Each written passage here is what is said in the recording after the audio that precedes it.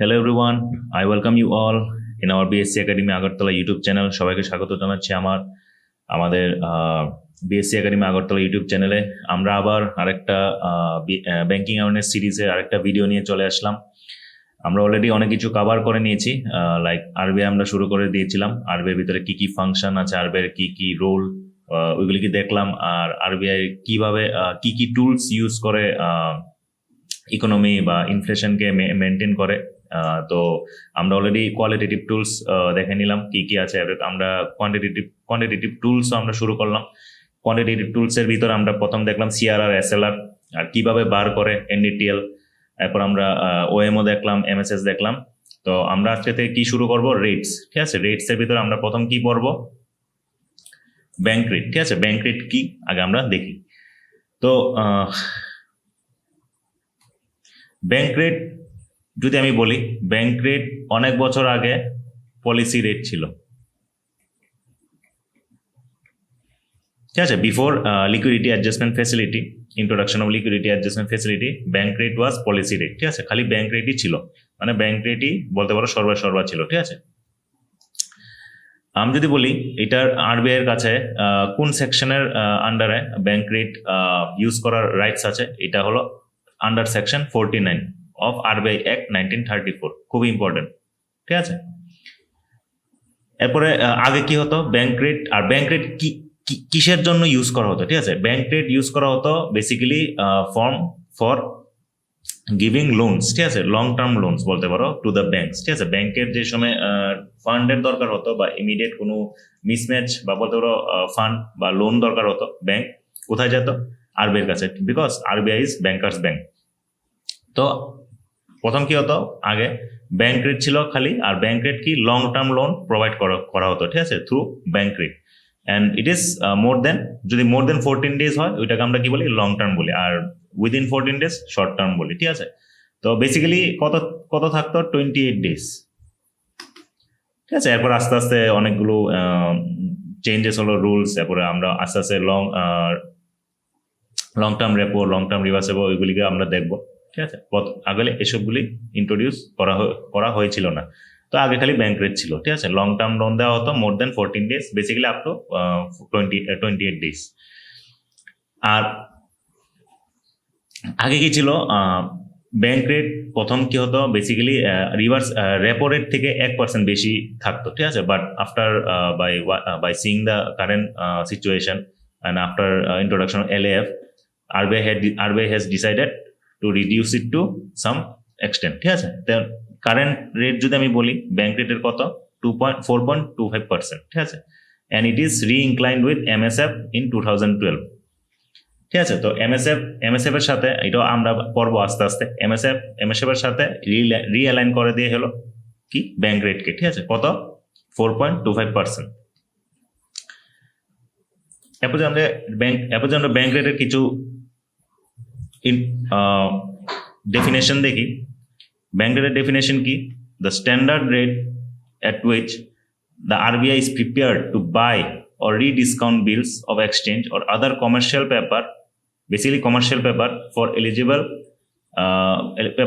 for purchase under the act। ঠিক আছে, এটা একটা বেসিক জাস্ট ডেফিনেশন বলতে পারো। ঠিক আছে,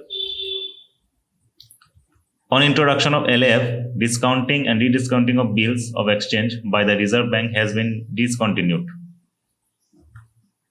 ঠিক আছে, কি বললাম, on introduction of LAF, discounting and rediscounting of bills of exchange by the RBI has been discontinued। ঠিক আছে, আফটার LAF অনেকগুলো রেটস এসে মানে আরবিআই ইন্ট্রোডিউস করলো। তো আফটার দ্যাট ডিসকাউন্টিং আর রিডিসকাউন্টিং যে আগে ব্যাংক রেটের থ্রুতে হতো, ওইগুলিকে ডিসকন্টিনিউ করে দিল আরবিআই। ঠিক আছে, as a result the bank rate became dormant, মানে নিষ্ক্রিয় হয়ে গেল, as an instrument of monetary management। আগে মনিটারি ম্যানেজমেন্ট খালি ব্যাংক রেট দিয়ে হতো, but after the introduction LAF it has been dormant, it has become dormant and as an instrument of monetary management। ঠিক আছে, এখন মনিটারি ম্যানেজমেন্টের হিসাবে bank রেটকে ধরে না। it is now aligned to MSF rate and used, important line, and used for calculating penalties on default in the cash reserve ratio, যা আমি পড়ালাম আগে, and statutory liquidity ratio।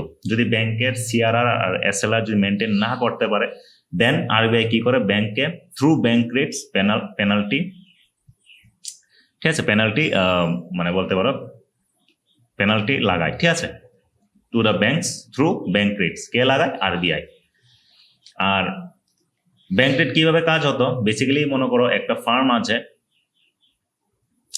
Let's say একটা business farm আছে, ও তাদের কাছে commercial বিল আছে let's say 10 crore, ঠিক আছে, বিজনেস ফার্ম আছে, একটা কমার্শিয়াল বিল আছে তাদের কাছে 10 crore, বাট এটার ম্যাচুরিটি পিরিয়ড কত?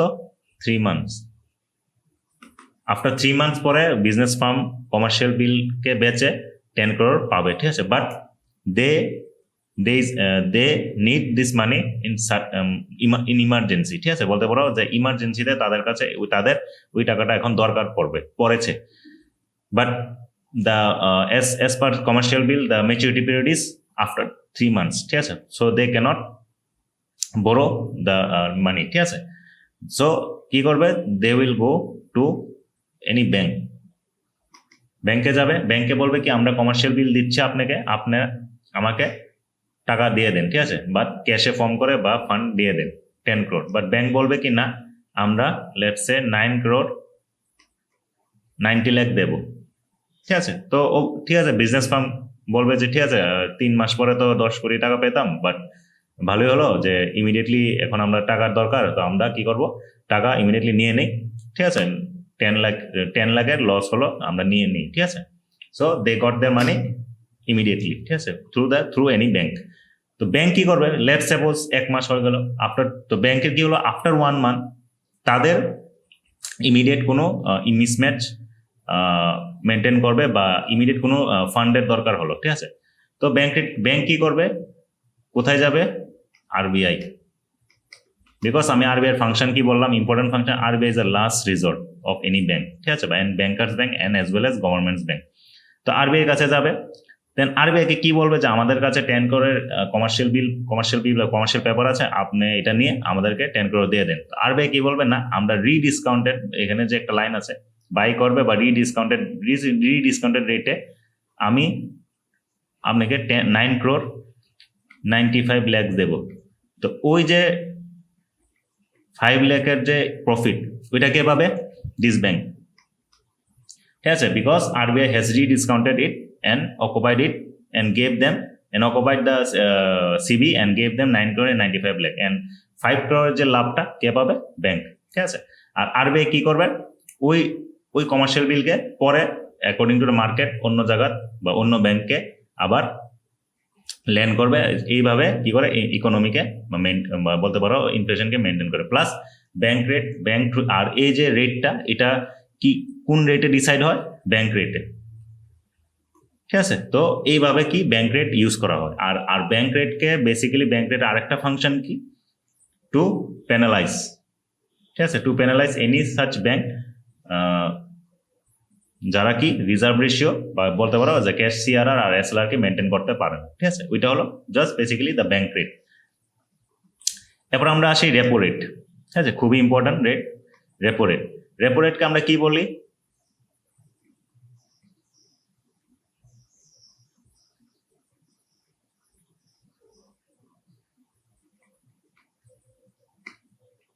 রিপারচেসেবল রেট, ঠিক আছে, রেপো রেটকে আমরা কি বলি? রিপারচেসেবল রেট। রেপো রেটের ফুল ফর্ম কি? Repurchasable rate. তো রেপো রেট কি? Repo rate is the rate at which banks borrow funds from the RBI against eligible collaterals, ঠিক আছে। আর আরেকটা কথা মনে রাখবে যে ব্যাংক রেটের যে ইন্টারেস্ট রেটটা বেশি, আর এটাতে কি কোল্যাটারাল কোনো দরকার নাই, ঠিক আছে, কোনো কোল্যাটারাল চায় না আরবিআই, ঠিক আছে। Bank can ask for money for long term through bank rate, ঠিক আছে, কোনো কোল্যাটারাল দরকার নাই। আর যদি আমি রেপো রেটে আসি, তাহলে রেপো রেটে কোল্যাটারাল দরকার পড়ে, ঠিক আছে, কোল্যাটারাল, অ্যান্ড এটা কি একদম হাইলি সিকিউরড কোল্যাটারাল, মানে government securities, and the reverse, আর ঠিক আছে, এটা হলো রেপো রেট। অ্যান্ড আর যদি আমি রিভার্স রেপো রেট বলি, and the reverse repo rate is the rate at which banks place their surplus fund with the RBI, ঠিক আছে। বেসিক্যালি যে আমি বলি কি বলে মানুষে বলে কি রেপো রেট মানে আরবিআই ল্যান্ড করবে টাকা আর ব্যাংকে বড় করবে। আর রিভার্স রেপো রেট কি, যদি আমি এমনি নর্মাল ভাষায় বলি, দেন আরবিআই বড় করছে, বাট এটা ভুল, আরবিআই বড় করে না, যে ব্যাংকস গুলো আছে তারা যে সারপ্লাস ফান্ডস আছে তারা কি করে আরবিআই এর কাছে প্লেস করে, আরবিআই এর কাছে রাখে, ঠিক আছে, under the liquidity adjustment facility introduced in June 2000, ঠিক আছে, June 2000 liquidity adjustment facility introduce করা হলো। এরপরে repo rate, reverse repo rate, ওইগুলিকে ভালোভাবে ইমপ্লিমেন্ট করা হলো, ঠিক আছে। তো আমি রেপো রেট কি দেখলাম, ব্যাংকস বড় করে আরবিআই থেকে যে সময় তাদের কোনো মানে বলতে পারো যে সাডেন কোনো ডিমান্ড বা সিআরআর এসএলআর মেনটেন হচ্ছে না, ওইগুলিকে মিসম্যাচকে মেনটেন করার জন্য রেপো রেট ব্যাংক কি করে আরবিআই থেকে বড় করে, ঠিক আছে। And by against what eligible collaterals, যেমন গভর্নমেন্ট সিকিউরিটিজ, ঠিক আছে। আর রিভার্স রেপো রেট কি, যে সময় ব্যাংকের কাছে সারপ্লাস ফান্ডস থাকে, লেটস সাপোজ ব্যাংকের কাছে এখন 100 crore ফান্ড ডিপোজিট হলো, ঠিক আছে। তো এমন কোনো কথা নাই যে যেদিন জমা হবে বা 3-4 দিন পরে within the period of 3 to 4 days যে সবাই লোন নিতে চলে আসবে, ঠিক আছে, এমন না। তো ওই পিরিয়ডে যাতে ব্যাংকের টাকা মানে জমানো টাকার উপর যাতে ব্যাংকের লস না হয়, তো ব্যাংক কি করে সারপ্লাস ফান্ড আরবিআই এর কাছে রেখে দেয়, ঠিক আছে। আর আরবিআই কি করে কিছু মানে রেটের হিসাবে আরবিআই কি করে ইন্টারেস্ট পে করে টু দ্য ব্যাংকস। আর আবার পরে আর দুটোটা রিপারচেসেবল মানে ইনস্ট্রুমেন্ট, তো একটা স্পেসিফিক ডেট দেওয়া থাকে। তো আরবিআই কি করে, বা যদি ব্যাংক কোলাটেরাল জমা দেয় থ্রু রেপো রেট, তো ব্যাংক কি করে একটা স্পেসিফিক ডেট মেনশন করা থাকতে লাগবে যে এতদিন পরে আমরা আবার এটাকে আবার রিপারচেস করবো আর আপনাদেরকে আবার টাকা আমরা দিয়ে দেবো, ঠিক আছে। আর সেম রেপো রেটও সেম, আরবিআই কি করে একটা ডেট মেনশন করে, after some mention date RBI just occupies the collaterals and gave back the funds to the banks, ঠিক আছে। এইভাবে কি রেপো আর রিভার্স রেপো রেট কাজ করে, ঠিক আছে। আর রেপো রেটকে আমরা কি বলি, এখন যদি আমরা কারেন্ট পলিসি রেট বলি কি রেপো রেট, খুব ইম্পর্টেন্ট, ঠিক আছে। Repo rate is the current policy rate. আর যদি বিকজ যদি বলতে পারো যে রেপো রেট কেন ইউজ করা হয়, রেপো রেটকে আমরা এগুলি সব কি মনিটারি টুল, কোয়ান্টিটেটিভ টুল, ঠিক আছে, এগুলিকে ইউজ করাই যাতে ইনফ্লেশন মেনটেন হয়, ঠিক আছে। যদি রেপো রেট যদি এখন মনে করো মার্কেটে ডিমান্ড কম, দেন অবভিয়াসলি আরবিআই কি করবে, রেপো রেট কমিয়ে দেবে, ঠিক আছে, একটা ব্যালেন্সে রাখবে যাতে ব্যাংক যাতে বেশি বড় করতে পারে আরবিআই থেকে। আর যত কম দামে বড় করবে এত কম দামে আমাদেরকে নর্মাল কাস্টমারকে লেন করবে, ঠিক আছে। আর নর্মাল কাস্টমার লোন নেবে আর মার্কেটে টাকা ফ্লো হবে, মানে লিকুইডিটি মেনটেন হবে। যদি এখন মনে করো মার্কেটে লিকুইডিটি খুবই বেশি, দেন আরবিআই কি করবে, রেপো রেটকে বাড়িয়ে দেবে যাতে ব্যাংকস যাতে বেশি রেটের দামে যাতে আরবিআই থেকে টাকা নেয়, আর বেশি দামে যাতে মানুষকে বা আমাদের নর্মাল কাস্টমারকে লেন করতে পারে with higher interest. Then higher interest হলে কি হবে, ব্যাংক লোন কম নিবে আর মার্কেটে টাকা ফ্লো কম হবে, ঠিক আছে। তো এইভাবে কি করে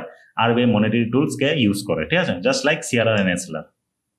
আর ব্যাংকের সারপ্লাস ফান্ডস তো আমি বললাম আরবিআই কাছে জমা দিয়ে দেয়, তাকে যাতে ওই কিছু পিরিয়ডের যে সময় ফান্ডটা থাকবে যাতে ওইটার থেকে যাতে লস না হয়, ঠিক আছে। এন্ড পরে এটা আবার রিপারচেস করা হয়। হ্যাঁ, এখানে লেখা আছে the repo rate has emerge as a key policy rate, ঠিক আছে, key policy rate, it is very important line, as a key policy rate for signaling the monetary policy stance since June 2000 after LAF a repo rate has become the key policy rate, ঠিক আছে। এখানে আমি কিছু কি points দেখি। Repo rate কে eligible থাকে two borrow money from RBI, all commercial bank and any eligible clients, মানে government of India বলতে পারো, state government, LIC, NBFCs and also RRBs, ঠিক আছে। All commercial bank, any eligible clients বা government বলতে পারো, government of India, state government, LIC, যা NBFC আছে সবাই কি রেপো রেটের থ্রুতে বড় করতে পারে আরবিআই থেকে, ঠিক আছে। আর রেপো রেট কি একদিনের জন্য হয়, ঠিক আছে, এখানে একটা মিসিং, একদিনের জন্য রেপো রেট নেওয়া হয়, ঠিক আছে, এটা শর্ট টার্ম। যা আর বেসিক ডিফারেন্স যদি বলো ব্যাংক রেট আর রেপো রেটের কি, bank rate is long term and repo rate is short term. মানে লং টার্ম মানে আগে লং টার্মের জন্য দেওয়া হতো ব্যাংক রেটের থ্রুতে, বাট এখন তো দেওয়া হয় না, এখন খালি প্যানালাইজ করতে ইউজ করা হয় ব্যাংক রেট।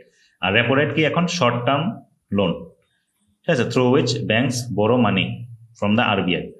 একদিন, ঠিক আছে, একদিন, 17 দিন, 14 দিন অর 28 days, ঠিক আছে। আর 17, 14 and 28 days ওইটাকে আমরা কি বলি, টার্ম রেপো রেটস, টার্ম রেপোস বলি, ঠিক আছে। আফটার মানে দেখলো যে মানে মার্কেট খুব খারাপ চলছে, তখন আরবিআই ডিসাইড করলো কি যে একদিন দিয়ে হচ্ছে না, তো ব্যাংকস যাতে ব্যাংক রেট দিয়ে যাতে বেশি ইন্টারেস্ট দিয়ে যাতে টাকা না নিতে পারে, মানে না নেয়, যাতে ব্যাংকের বেশি লস না হয়, then RBI has introduced term repos also, ঠিক আছে। যেমন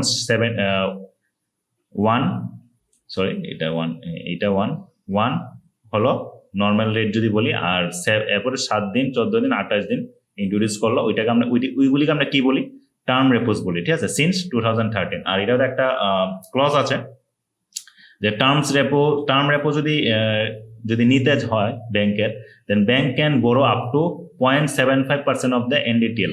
এখন যারা এনডিটিএল পড়োনি, বুঝবে না, তো অবভিয়াসলি আগের থেকে ভিডিওগুলি দেখতে হবে, প্লে লিস্ট আছে, 1, 2, 3 করে দেখবে, দেন আস্তে আস্তে ক্লিয়ারিটি আরো ফর্ম হবে, ঠিক আছে। দেন এনডিটিএল এর কি ম্যাক্সিমাম 0.75% অফ দি টার্ম রেপোস এর এগেনস্টে লোন নিতে পারে, ঠিক আছে, ব্যাংকস। আর এটা কি রিপারচেসেবল এগ্রিমেন্ট, যা বললাম। আর কোল্যাটারাল কি বেসিক্যালি গভর্নমেন্ট সিকিউরিটিজ থেকে, এন্ড রেপো রেটে কি government securities not from SLR এর যে গভর্নমেন্ট সিকিউরিটিজটা রাখে ব্যাংক, ওইটার থেকে নিতে পারবে না ব্যাংক, ঠিক আছে। আলাদা করে যে গভর্নমেন্ট সিকিউরিটিজ থাকবে, ওইটার থেকেই খালি কোল্যাটারাল দিয়ে রেপো রেট দিয়ে নিতে পারবে ব্যাংক, ঠিক আছে। এর জন্য কি গভর্নমেন্ট সিকিউরিটিজ সবসময় ব্যাংকসগুলি আর আরবিআই কিনে রাখে, ঠিক আছে, যাতে ফিউচার জন্য কোনো পার্সপেক্টে মানে বড় বড় মিসম্যাচ বা সাডেন ডিমান্ডে যাতে গভর্নমেন্ট সিকিউরিটিজে লেনদেন করে টাকা মানে মিসম্যাচ মিলাতে পারে, ঠিক আছে। এর জন্য গভর্নমেন্ট সিকিউরিটিজ খুব ইম্পর্টেন্ট একটা কোল্যাটারাল বলতে পারো।